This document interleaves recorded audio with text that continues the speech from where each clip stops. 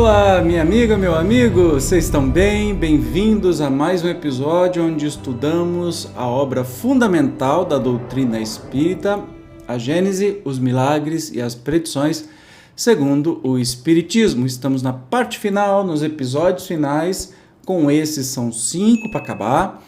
No capítulo 17º, que estamos falando sobre as predições do Evangelho, hoje vamos estudar um texto chamado Sinais Precursores. Então, primeiro vamos relembrar ou analisar muitas passagens aqui do Evangelho.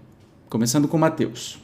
Também ouvireis falar de guerra e de rumores de guerra. Tratai de não vos perturbardes, porquanto é preciso que essas coisas se deem, mas ainda não será o fim, pois ver-se-á povo levantar-se contra povo e reino contra reino, e haverá pestes, fomes e tremores de terra em diversos lugares. Todas essas coisas serão apenas o começo das dores. Putz, a gente vai estar falando o que está acontecendo, o que certamente naquela época também era comum, né? Então a gente está falando de guerra.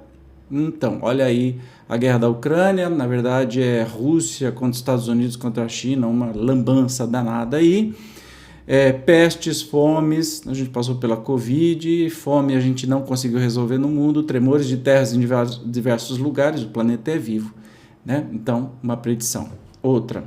Então, o irmão entregará o irmão para ser morto, os filhos se levantarão contra seus pais e suas mães e os farão morrer, sereis odiados de toda a gente por causa do meu nome, mas aquele que perseverar até o fim será salvo. Ele está falando sobre os seus discípulos, quem defendia, né, os ensinamentos de Jesus. A gente vê até hoje pessoas que fazem isso, como o padre Júlio Lancelotti, que ama, né, verdadeiramente, faz de tudo por amor ao próximo e é atacado constantemente, perseguido por todo mundo, enfim, é um horror. Jesus estava falando sobre isso. Mais uma. Quando virdes que a abominação da desolação, que foi predita pelo profeta Daniel, está no lugar santo, que aquele que lê entenda bem o que lê, fujam então para as montanhas os que estiverem na Judeia. 186 Não desça aquele que estiver no telhado, para levar de sua casa qualquer coisa, e não volte para apanhar suas roupas àquele que estiver no campo. Mas ai das mulheres que estiverem grávidas ou amamentando nesses dias, pedi a Deus que a vossa fuga não se dê durante o inverno, nem em dia de sábado, porquanto a aflição desse tempo será tão grande, como ainda não houve igual desde o começo do mundo até o presente e como nunca mais haverá. Se esses dias não fossem abreviados, nenhum homem se salvaria. Mas esses dias serão abreviados em favor dos eleitos. Olha, realmente eu fiquei com a pulga atrás da orelha. Não entendi muito, mas vamos ver daqui a pouco as explicações dos espíritos, tá? Estou curioso, como você deve estar também. Mais uma. Logo depois desses dias de aflição, o sol se obscurecerá e a lua deixará de dar sua luz, as estrelas cairão do céu e as potestades do céu serão abaladas. Então, o sinal do Filho do Homem aparecerá no céu e todos os povos da terra estarão em prantos e em gemidos e verão o Filho do Homem vindo sobre as nuvens do céu com grande majestade. Ele enviará seus anjos, que farão ouvir a voz retumbante de suas trombetas e que reunirão seus eleitos dos 4 cantos do mundo, de uma extremidade à outra do céu. Olha que interessante, tem uma notinha aqui do Kardec, vamos lê-la. Esta expressão, a abominação da desolação, que é do anterior, né, do 49 que a gente viu, não só carece de sentido, como se presta ao ridículo. A tradução de Osterwald diz, a abominação que causa a desolação, o que é muito diferente. O sentido então se torna perfeitamente claro, porquanto se compreende que as abominações hajam de acarretar a desolação como castigo. Quando a abominação de Jesus se instalar no lugar santo, também a desolação para aí virá, e isso constituirá um sinal de que estão próximos os tempos. Agora ficou mais claro. Mas vamos continuar aqui a leitura do item 50, que é mais um trecho de Mateus. Aprendei uma comparação tirada da figueira. Quando seus ramos já estão tenros e dão folhas, sabeis que está próximo o estio. Do mesmo modo, quando virdes todas essas coisas, sabei que vem próximo o Filho do Homem, que ele se acha como que à porta. Digo-vos, em verdade, que esta raça não passará, sem que todas essas coisas se tenham cumprido. Mateus 24 e 29 a 34. E acontecerá no advento do Filho do Homem o que aconteceu ao tempo de Noé, pois, Como nos últimos tempos antes do dilúvio, os homens comiam e bebiam, se casavam e casavam seus filhos, até o dia em que Noé entrou na arca, e assim como eles não conheceram o momento do dilúvio, senão quando este sobreveio e arrebatou toda a gente, assim também será no advento do Filho do Homem. Então está falando sobre a volta de Jesus mais uma vez. Mas vamos ver outro trecho. Vamos lá. Quanto a esse dia e a essa hora, ninguém o sabe, nem os anjos que estão no céu, nem o Filho, mas somente o Pai. Marcos 13:32, 52. Em verdade vos digo, chorareis e gemereis, e o mundo se rejubilará, estareis em tristeza, mas a vossa tristeza se mudará em alegria. Uma mulher, quando dá à luz, está em dor, porque é vinda a sua hora. Mas depois que ela dá à luz um filho, não mais se lembra de todos os males que sofreu, pela alegria que experimenta de haver posto no mundo um homem. É assim que agora estáis em tristeza, mas eu vos verei de novo e o vosso coração rejubilará e ninguém vos arrebatará a vossa alegria. E, por fim, levantar-se-ão muitos falsos profetas que seduzirão a muitas pessoas, e, porque abundará a iniquidade, a caridade de muitos esfriará, mas aquele que perseverar até o fim será salvo. Este evangelho do reino será pregado em toda a terra, para servir de testemunho a todas as nações. É então que o fim chegará. Sempre se fala assim, sinal dos tempos, os tempos são chegados, né? São sinais precursores. Vamos ver o que os Espíritos nos orientam nesse sentido. É evidentemente alegórico este quadro do fim dos tempos, como a maioria dos que Jesus compunha. Pelo seu vigor, as imagens que ele encerra são de natureza a impressionar inteligências ainda rudes. Para tocar fortemente aquelas imaginações pouco sutis, eram necessárias pinturas vigorosas de cores bem acentuadas. Ele se dirigia principalmente ao povo, aos homens menos esclarecidos, incapazes de compreender as abstrações metafísicas e de apanhar a delicadeza das formas.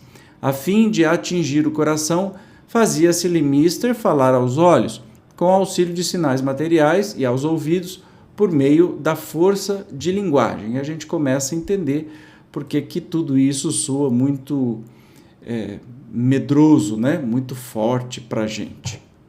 Como consequência natural daquela disposição de espírito, a suprema potestade, segundo a crença de então, não era possível manifestar-se, a não ser por meio de fatos extraordinários, sobrenaturais. Quanto mais impossíveis fossem esses fatos, tanto mais facilmente aceita era a probabilidade deles. O Filho do Homem, a vir sobre nuvens, com grande majestade, cercado de seus anjos e ao som de trombetas, lhes parecia de muito maior imponência do que a simples vinda de uma entidade investida apenas de poder moral. Por isso mesmo, os judeus, que esperavam no Messias um rei terreno, mais poderoso do que todos os outros reis, destinado a colocar-lhes a nação à frente de todas as demais e a reerguer o trono de Davi e de Salomão, não quiseram reconhecer no humilde filho de um carpinteiro, sem autoridade material. No entanto, aquele pobre proletário da Judeia se tornou o maior entre os grandes, conquistou para sua soberania maior número de reinos do que os mais poderosos, potentados exclusivamente com a sua palavra e o concurso de alguns miseráveis pescadores, revolucionou o mundo e a ele é que os judeus virão a dever sua reabilitação. Disse, pois, uma verdade, quando, respondendo a esta pergunta de Pilatos, És rei, respondeu, tu dizes. É curioso, né? Claro, usando-se de uma linguagem para impressionar as mentes ainda muito rústicas, né? Faz todo sentido. E é curioso lembrar esse negócio dos judeus, que estavam esperando o Messias, e esperam até hoje o tal Messias, mas que viesse assim, super poderoso, e que ia derrubar todos os reinos da terra, ia ser o imperador. Aí você para e pensa, Jesus veio, nascido, né, de carpinteiro, proletariado, pobre, seguido por meia dúzia de pescadores. Pense o tanto de cristãos que existem no mundo hoje, tanto de nações, e o tanto de nações judias, ou seja, uma só, né? O quanto são os judeus e o quanto são os cristãos. Aí dá para entender, né, como humildemente Jesus conquistou povos e corações. É de notar-se que, entre os antigos, os tremores de terra e o escurecimento do sol eram acessórios forçados de todos os acontecimentos e de todos os presságios sinistros. com eles deparamos, por ocasião da morte de Jesus, da de César e num sem número de outras circunstâncias da história do paganismo. Se tais fenômenos se houvessem produzido tão amiudadas vezes quantas são relatados, fora de ter-se por impossível que os homens não houvessem guardado deles lembrança pela tradição. Aqui acrescenta-se a queda de estrelas do céu, como que a mostrar às gerações futuras, mais esclarecidas, que não há nisso senão uma ficção, pois que agora se sabe que as estrelas não podem cair. Interessante isso, né? Então é um uso de uma linguagem figurada mesmo, como está na Bíblia inteira e praticamente não tem, são coisas fantásticas, inclusive aí o nascimento de Jesus, a estrela, os magos, então é uma realidade fantástica, muito usada hoje em novelas, por exemplo. Entretanto, sob essas alegorias, grandes verdades se ocultam. Há primeiramente a predição das calamidades de todo gênero que assolarão e dizimarão a humanidade, calamidades decorrentes da luta suprema entre o bem e o mal, entre a fé e a incredulidade, entre as ideias progressistas e as ideias retrógradas, lê-se conservadoras. Há, em segundo lugar, a da difusão por toda a terra do evangelho restaurado na sua pureza primitiva.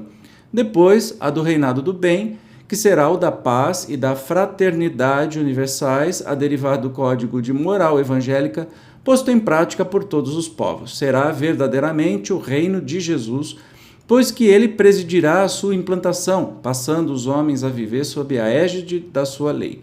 Será o reinado da felicidade, porquanto diz ele que, depois dos dias de aflição, virão os de alegria. Parece que ele está falando até da nossa própria evolução espiritual, né? Não importa quantas vidas isso leve. Quando sucederão tais coisas? Ninguém o sabe, diz Jesus, nem mesmo o Filho. Mas, quando chegar o momento, os homens serão advertidos por meio de sinais precursores. Esses indícios, porém, não estarão nem no Sol, nem nas estrelas, mostrar-se-ão no estado social e nos fenômenos mais de ordem moral do que físicos que, em parte, se podem deduzir das suas alusões. É indubitável que aquela mutação não poderia operar-se em vida dos apóstolos, pois, do contrário, Jesus não lhe desconheceria o momento. Aliás, semelhante transformação não era possível se desse dentro de apenas alguns anos. Contudo, dela lhes fala como se eles a houvessem de presenciar, é que, com efeito, eles poderão estar reencarnados quando a transformação se der, até colaborar na sua efetivação.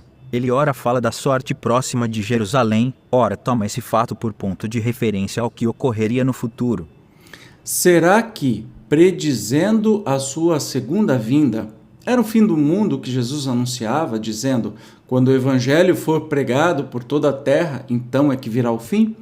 Não é racional se suponha que Deus destrua o mundo precisamente quando ele entra no caminho do progresso moral pela prática dos ensinos evangélicos. Nada, aliás, nas palavras do Cristo indica uma destruição universal que, em tais condições, não se justificaria.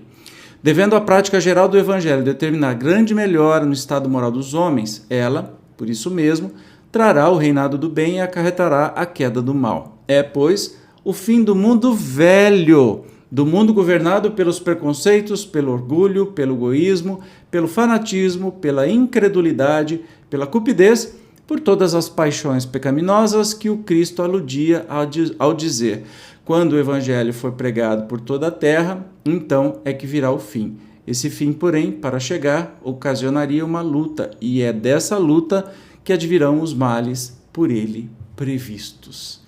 O fim deste mundo horroroso que ainda a gente vive. Portanto, tem muito caminho pela frente aí. Vamos trabalhar aqui, ó. Vamos nos melhorar a cada dia, porque só assim a gente consegue trazer este novo mundo, destruir este velho mundo e chegando aí com esse novo mundo, o mundo anunciado por Jesus. Beleza? No próximo episódio, nós vamos falar sobre o tema Vossos filhos e vossas filhas profetizarão, ainda no mesmo capítulo. Eu te espero como sempre. Obrigado por ter chegado até aqui e até o próximo programa. Tchau!